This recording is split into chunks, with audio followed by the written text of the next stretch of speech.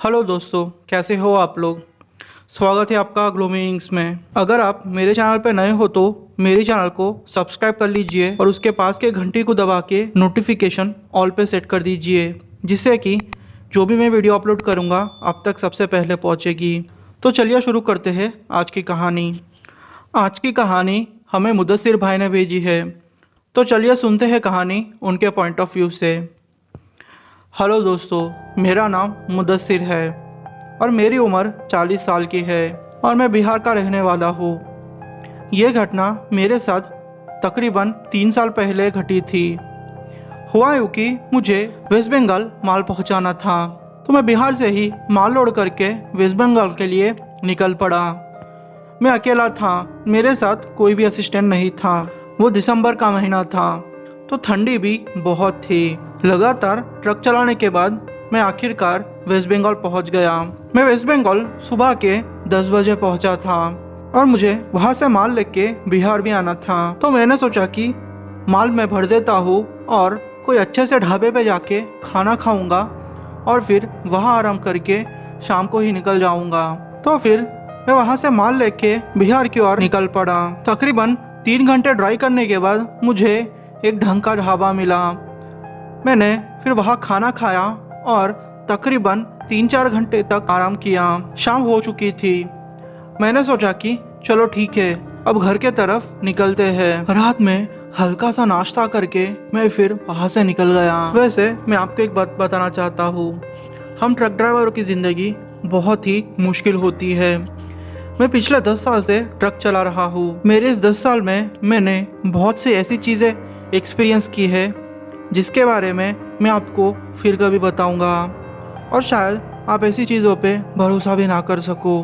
खैर, फिर मैं वहाँ से नाश्ता करके निकल पड़ा।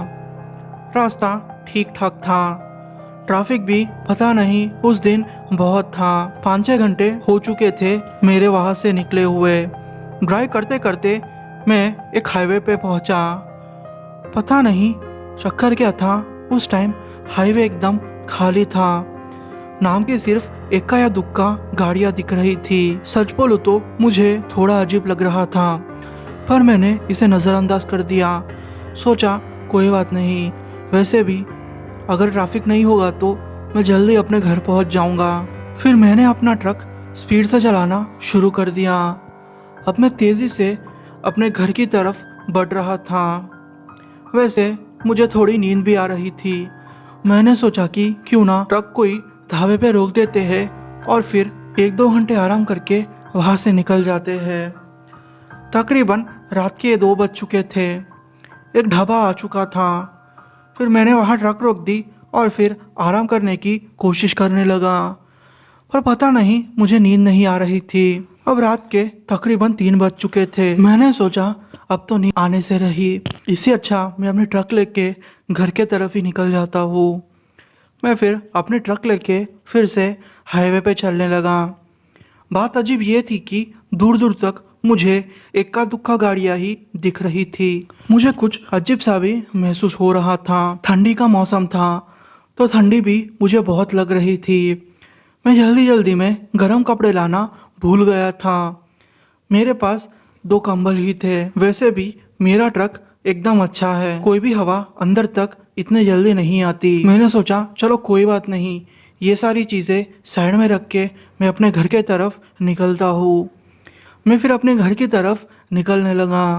तकरीबन 35 या 40 किलोमीटर मैं आगे गया होऊंगा कि मुझे अचानक से महसूस होने लगा, पर यह हो ही नहीं सकता। 1-2 घंटे पहले मेरी तबीयत तो बहुत अच्छी थी। अचानक से मेरी तबीयत को क्या हुआ था मुझे समझ नहीं आया, पर फिर भी मैंने ज़्यादा ध्यान नहीं दिया। सोचा कि थोड़ा आगे जाके ट्रक साइड में रोकता हूँ, थोड़ा 5-10 मिनट बाहर निकल के यहाँ वहाँ घूमूंगा तो मेरी तबीयत ठीक हो जाएगी। फिर मैंने वैसे ही किया। मैं थोड़ा आगे गया। वो कुछ सुनसान इलाका था। मुझे कई पेड़ दिख रहे थे। मैंने ट्रक को साइड में रखा और नीचे उतरकर 5-10 मिनट यहाँ से वहाँ टाइम पास किया। मुझे कुछ ठीक सा महसूस हो रहा था। फिर मैं ट्रक में चढ़ के अपना सफ़र जारी रखने लगा। जैसे ही मैं 5-10 किलोमीटर आगे गया, मुझे एक औरत रोड के बीचों बीच खड़ी हुई दिखाई दी। वो मुझसे तकरीबन 50 मीटर दूर थी। मैं समझ गया था कि ये चक्कर क्या है, इसलिए मैंने मेरा ट्रक नहीं रोका।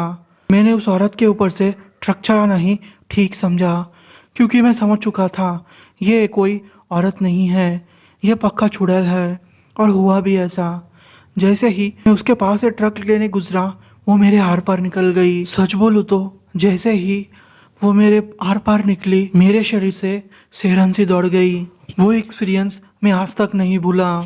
भले ही ये स्टोरी आपको डरावनी ना लगे, पर यह स्टोरी एकदम सच्ची है। पिछले 10 साल में मेरे साथ ऐसी बहुत सारी घटनाएं घट चुकी है।